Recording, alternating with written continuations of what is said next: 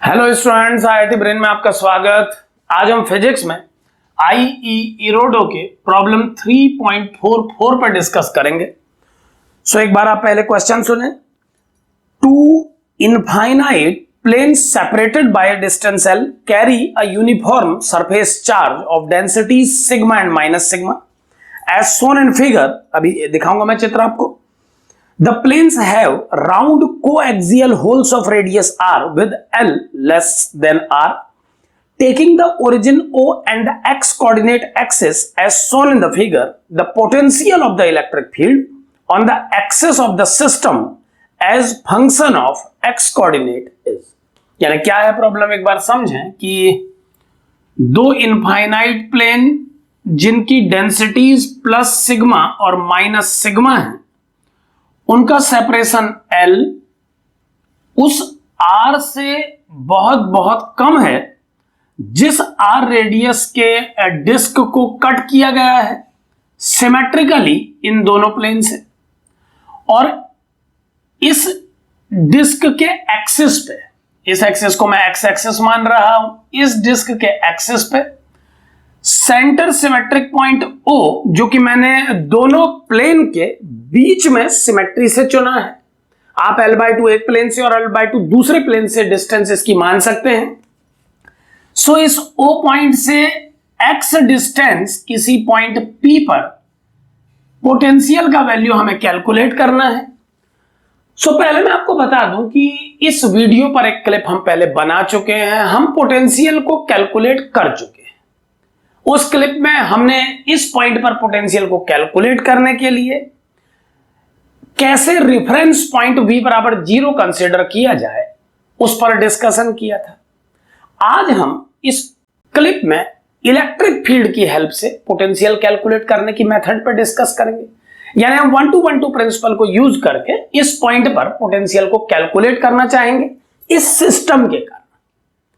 एक मेथड में, यानी जो पहले हमने बनाई थी, उसमें हमने दोनों प्लेन्स और दोनों डिस्क को सेपरेट कैलकुलेट करके, यानी दोनों प्लेट और दोनों डिस्क के लिए सेपरेट कैलकुलेशन करके इस पॉइंट पर पोटेंशियल निकाला था और उनके रिजल्टेंट को कैलकुलेट किया था। लेकिन आज हम इस कंप्लीट को एक सिस्टम मान के, डिफरेंट पार्ट से बना हुआ ना मान के, इसे एक सिस्टम कंसीडर करके इसके द्वारा P पर बनने वाले इलेक्ट्रिक फील्ड की हेल्प से पोटेंशियल को कैलकुलेट करेंगे P पर। एक बहुत ही इंपॉर्टेंट डिस्कशन यहां पर हम क्वेश्चन को शुरू करने से पहले करना चाहते हैं कि इस प्रॉब्लम में, चूंकि हम जानते हैं कि ऐसे केसेस में जहां इनफाइनाइट बॉडीज इन्वॉल्व रहती हैं, वहां पर एक रेफरेंस को एज्यूम करना पड़ता है, क्योंकि इनफाइनाइट एक अच्छे रेफरेंस का रोल प्ले नहीं कर पाता है। इस प्रॉब्लम को सॉर्ट आउट करने के लिए इस प्रॉब्लम में एक सरफेस प्लस डेंसिटी और एक माइनस डेंसिटी वाला दिया गया है और दो प्लेट्स का कॉम्बिनेशन दिया गया है, ताकि आप रेफरेंस पॉइंट V बराबर 0 पोटेंशियल वाले पॉइंट को एज्यूम करने में कोई डिफिकल्टी महसूस ना करें। यानी इस तरह का प्रॉब्लम हमेशा एक कॉम्बिनेशन के लिए ही डिफाइन किया जा सकता है, ये बात आप समझें। एक बात यहां पर और ध्यान दें कि इस तरह से अगर दो इनफाइनाइट प्लेन एक दूसरे के पैरेलल रखे हैं, तो इस केस में इनफाइनाइट के भी दो मीनिंग निकल के सामने आते हैं। यहां पर आप ध्यान दें कि अगर आप इन दोनों प्लेन के बीच से एक प्लेन और क्रिएट करें, तो उस प्लेन पर बहुत डिस्टेंट पॉइंट जो होंगे वो भी इनफाइनाइट के पॉइंट हैं। लेकिन अगर आप इन दोनों प्लेट्स के परपेंडिकुलर डायरेक्शन में मूव करते हैं, तो भी आप एक पॉइंट तक पहुंचेंगे जो इनफाइनाइट डिस्टेंस पे होगा। इस तरीके की प्रॉब्लम में सेंसिटिव रहना पड़ता है। इस तरीके की प्रॉब्लम्स में इनफाइनाइट भी दो पार्ट्स में ब्रेक हो जाता है। इनफाइनाइट के दो मीनिंग निकल के सामने आते हैं।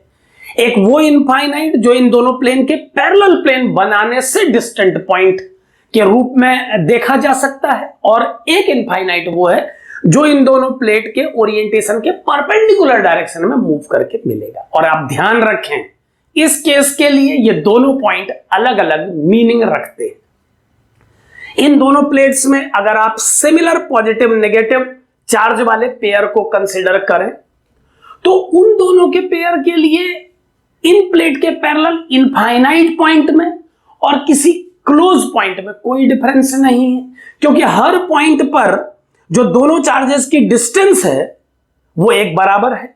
सो एक प्लेन अगर मैं इन दोनों प्लेन के बीच में कंसीडर करूं तो हम उस प्लेन को इस प्रॉब्लम के लिए एक रेफरेंस प्लेन यानी जीरो पोटेंशियल का प्लेन मान सकते हैं, क्योंकि दो चार्ज पार्टिकल्स जो अपोजिट नेचर के हैं, हम जानते हैं अगर हम उसमें कंसिडरेशन लेने की कोशिश करें तो इनफाइनाइट एक जीरो पोटेंशियल का पॉइंट इन प्लेट के पैरेलल इन दोनों चार्ज पार्टिकल के पेयर के लिए माना जा सकता है। और उसे रेफरेंस लेते हुए अगर मैं पॉइंट पार्टिकल के पोटेंशियल का फॉर्मूला इस सेंट्रल प्लेन के किसी भी पॉइंट पर अप्लाई करूं तो सिमेट्री के कारण उस पॉइंट पर भी पोटेंशियल जीरो आएगा। यानी मैं कहना चाहता हूं कि इन दोनों प्लेन के बीच में आप जिस प्लेन को इमेजिन कर रहे हैं वो एक इक्विपोटेंशियल प्लेन है और उसके हर पॉइंट पर पोटेंशियल का वैल्यू बराबर है और उसे हम इस पूरी प्रॉब्लम के लिए 0 वोल्ट एज्यूम कर रहे हैं। यहां पर मैं एज्यूम करने की बात इसीलिए करूंगा क्योंकि इनफाइनाइट को रेफरेंस लेके ही पॉइंट पार्टिकल का फॉर्मूला बना है। सो अगर आप इनफाइनाइट को ही V नॉट पोटेंशियल डिफाइन करें तो आपको इस प्लेन पर हर पॉइंट को V नॉट डिफाइन करना पड़ेगा, लेकिन जैसा रेफरेंस है हम इस सेंट्रल प्लेन को इस प्रॉब्लम के लिए एक जीरो पोटेंशियल का प्लेन मानेंगे। लेकिन यही दूसरी ओर अगर आप इस दोनों प्लेन के सिस्टम के परपेंडिकुलर मूव करें इनफाइनाइट तक तो इस केस में वो इनफाइनाइट पॉइंट जीरो पोटेंशियल का पॉइंट नहीं है और ना ही उस पॉइंट पर इन दोनों सिस्टम के लिए जीरो पोटेंशियल की कल्पना की जा सकती है। यह बात आप समझें, ऐसा मैं इसीलिए कह रहा हूं क्योंकि आप जानते हैं कि दो प्लेन्स प्लस और माइनस डेंसिटी वाले अगर हम क्रिएट करें और इस केस में हम डिफरेंट पॉइंट पर इलेक्ट्रिक फील्ड के नेचर को एनालाइज करें तो हम जानते हैं electric field lines plus plate से माइनस प्लेट की तरफ मूव करेंगे कुछ इस तरह से दोनों प्लेटों के बीच में और आउटर रीजन में इलेक्ट्रिक फील्ड जीरो होगा। सो क्लियरली अगर आप इस सेंट्रल प्लेन को जीरो पोटेंशियल का प्लेन मान चुके हैं तो इस कंडीशन में लाइंस के अलोंग मूव करने पर इस पॉइंट का पोटेंशियल जीरो से भी कम हो जाना चाहिए। सो इस केस में लाइंस के अलोंग मूव करने पर इलेक्ट्रिक फील्ड लाइंस के अलोंग मूव करने पर जब आप इस सेंट्रल प्लेन से इस पॉइंट तक पहुंचेंगे तो पोटेंशियल का वैल्यू इसे जीरो मानते हुए यहां पर निगेटिव हो जाना चाहिए और लाइंस के अपोजिट जाने पर इस पॉइंट पर पॉजिटिव हो जाना चाहिए। और चूंकि इस पॉइंट के बाद स्पेस में इलेक्ट्रिक फील्ड जीरो है और इसके नीचे भी जीरो है तो जो पोटेंशियल इस प्लेट के पास पहुंचने तक बना है वही पोटेंशियल अब वैलिड पोटेंशियल माना जाएगा इस स्पेस के किसी भी पॉइंट के लिए। और ठीक इसी प्रकार अगर हम इस तरफ कंसीडर करें तो जो पोटेंशियल इस प्लेट के किसी नियरर पॉइंट पर डेवलप हुआ है अब स्पेस के किसी भी पॉइंट पर वही पोटेंशियल रहेगा। तो ये क्लियर कट डिफरेंस पहले आप समझें इस प्रॉब्लम को करने से पहले, क्योंकि किसी प्रॉब्लम को सॉल्व करने से ज्यादा जरूरी है उससे एसोसिएटेड जानकारियां कलेक्ट करना। सो अगर आप एक प्लेन डेवलप करें दोनों प्लेन्स प्लस माइनस के बीच में तो वो एक इक्विपोटेंशियल प्लेन होगा और उस प्लेन में किसी भी पॉइंट को जीरो पोटेंशियल मानने के बाद अब आप परपेंडिकुलर डायरेक्शन में आने वाले इनफाइनाइट पॉइंट्स को जीरो पोटेंशियल कंसीडर नहीं कर पाएंगे। सो कई प्रॉब्लम में इनफाइनाइट बॉडीज स्पेस को भी इनफाइनाइट पॉइंट को भी अलग अलग मीनिंग प्रोवाइड कर देती हैं। तो इस बात को लेकर के हमेशा आपको सतर्क रहना पड़ेगा, इस बात पे आपको ध्यान रखना पड़ेगा। अब कैसे कैलकुलेट करेंगे इस सेंट्रल प्लेन को जीरो पोटेंशियल का प्लेन मानते हुए इस पॉइंट का पोटेंशियल, एक बार उस पे आए। 1-to-1-2 प्रिंसिपल के अनुसार अगर मुझे P का पोटेंशियल जानना है और O को मैं जीरो पोटेंशियल कंसीडर कर रहा हूं तो VP माइनस VO को मैं लिख सकता हूं इंटीग्रेशन P to O। चूंकि मेजरमेंट O से ही स्टार्ट हुआ है तो clearly limits x to 0 apply करनी होंगी। मैं बार बार बताता हूं जो ऑर्डर आप यहां मेंटेन कर रहे हैं वही ऑर्डर यहां भी मेंटेन होना चाहिए 1-to-1-2। अब इलेक्ट्रिक फील्ड का वैल्यू इस सिस्टम के कारण P पर हम कैलकुलेट कर चुके हैं अपनी एक क्लिप में, आप उसे समझने के लिए उस क्लिप को देख सकते हैं। सो मैं डायरेक्ट फॉर्मूला अप्लाई कर रहा हूं, ये फॉर्मूला है minus sigma upon 2 epsilon naught L into radius square upon radius square plus x square to the power 3/2 I cap. यहां पर आई कैप अपवर्ड डायरेक्शन को कंसिडर किया जा रहा है और हम जानते हैं कि इस सिस्टम के कारण पी पर बनने वाला इलेक्ट्रिक फील्ड डाउन साइड था, तो मैंने इसे माइनस आई कैप में प्रेजेंट किया है। यहां पर आप ध्यान दें, आई कैप इस डायरेक्शन को कंसिडर किया जा रहा है एंड हमें इसे डॉट करना होगा एक छोटे से एलिमेंट्री डिस्प्लेसमेंट वेक्टर dx आई कैप से, जो कि x की बढ़ती हुई दिशा में कंसिडर किया गया हो। इसे पिक करते समय कभी भी कंफ्यूजन ना करें। कई बार बच्चा p से o सोच करके p से o जाने लगता है और फिर कहता है सर dx को मैं माइनस dx डाउन साइड ले जाना चाहता हूं। तो आप ऐसा कर सकते हैं, लेकिन अगर आप ऐसा करते हैं तो आपको सभी बातों का ध्यान रखना पड़ेगा। जैसे अगर आप इसे dx आई कैप, जिसे मैं हमेशा x की बढ़ती दिशा में कंसिडर करता हूं ताकि कोई गलती क्रिएट ना हो, अगर कोई बच्चा इसे रिवर्स डायरेक्शन में क्रिएट करना चाहता है तो वो कर सकता है, बट ऐसा करने की स्थिति में उसे अपने माइंड को अकॉर्डिंगली तेज चलाना होगा। यानी अगर आप यहां से यहां तक रिवर्स डायरेक्शन में एलिमेंट को कंसिडर करेंगे तो ये मेजरिंग x की घटती हुई दिशा में होगा, तो आप इस एलिमेंट को dx नहीं माइनस dx लिखेंगे और उस केस में फिर आप माइनस dx की डायरेक्शन को भी माइनस आई कैप लिखेंगे और जब आप इसे माइनस dx माइनस आई कैप लिखेंगे तो वो dx आई कैप ही बन जाएगा। तो ऐसा नहीं है कि आप अपने चुनाव को बदल नहीं सकते, आप अपने चुनाव को बदल सकते हैं, लेकिन अगर आप ऐसा करते हैं तो आपको फिर कैलकुलस के सभी पहलुओं पर ध्यान देना होगा। आपको ध्यान देना होगा कि एलिमेंट को x की डिक्रीजिंग डायरेक्शन में चुनने पर आप एक तो dx का साइन चेंज करेंगे और दूसरा डायरेक्शन को आपने बदल ही दिया है। उन दोनों चेंजेस के बाद भी ये ऐसा ही रहेगा। तो ये सब बातों को हमेशा ध्यान में रखें। अब अगर मैं इसे सॉल्व करूं तो Vp का वैल्यू आएगा, इसे मैंने 0 पुट कर दिया है, ये हो जाएगा x to 0 minus sigma L R square upon 2 epsilon naught. ये सभी कांस्टेंट की लिस्ट है और हमारे टर्म से 0 to x to 0 1 upon R square plus x square to the power 3/2 dx। I dot I को मैंने 1 कर दिया है और अब मुझे ये इंटीग्रेशन सॉल्व करना है। मैं इस जगह से इंटीग्रेशन हटा देता हूं क्योंकि अब मैंने उसे यहां यूज कर लिया है, कांस्टेंट्स को मैंने बाहर कर दिया है। Vp को मैं लिख सकता हूं minus sigma L R square upon 2 epsilon not, और इसे सॉल्व करने का वही तरीका जो हमेशा यूज किया जाना चाहिए ऐसे सवालों में।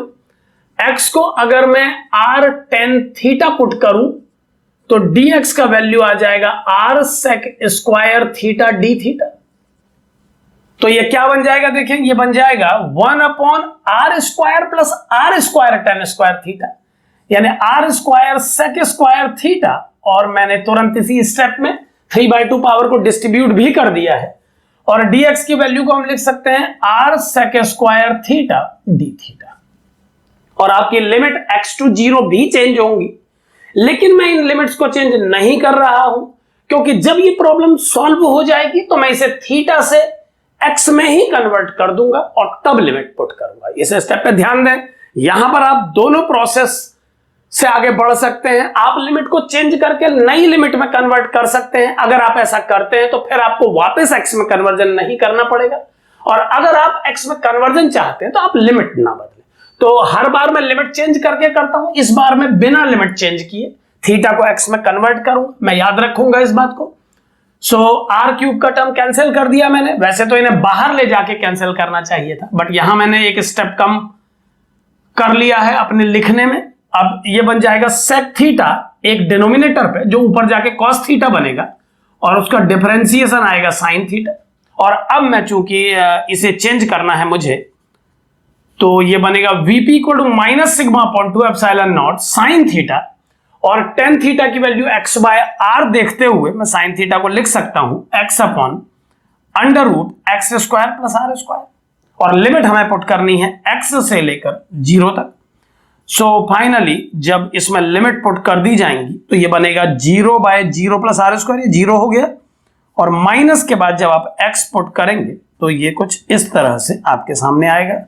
और माइनस माइनस प्लस होता है, इसीलिए फाइनल आंसर होगा sigma l x upon 2 epsilon naught root x square plus are square. So इस तरह से एक नया रेफरेंस पॉइंट बना के हम इस प्रॉब्लम को सॉल्व कर सकते हैं। इस प्रॉब्लम में हमने इनफाइनाइट के दो पहलुओं पर ध्यान दिया। इस क्वेश्चन से आपको यह सीखने मिला है कि आप इनफाइनाइट को हमेशा एक जैसा बिहेवियर वाला पॉइंट न समझें। इनफाइनाइट एक डिस्टेंट पॉइंट है और जब कोई बॉडी किसी पर्टिकुलर डायरेक्शन में ओरिएंटेशन ले लेती है तो कम से कम स्पेस दो पार्ट में तो बट ही जाता है, एक उसके पैरेलल डिस्टेंट पॉइंट और एक उसके परपेंडिकुलर डिस्टेंट पॉइंट, और इस केस के लिए ये एक बेस्ट प्रॉब्लम है। सो इस तरह से आप इस प्रॉब्लम को इलेक्ट्रिक फील्ड की हेल्प से पोटेंशियल के लिए सॉल्व कर सकते हैं। Thank you.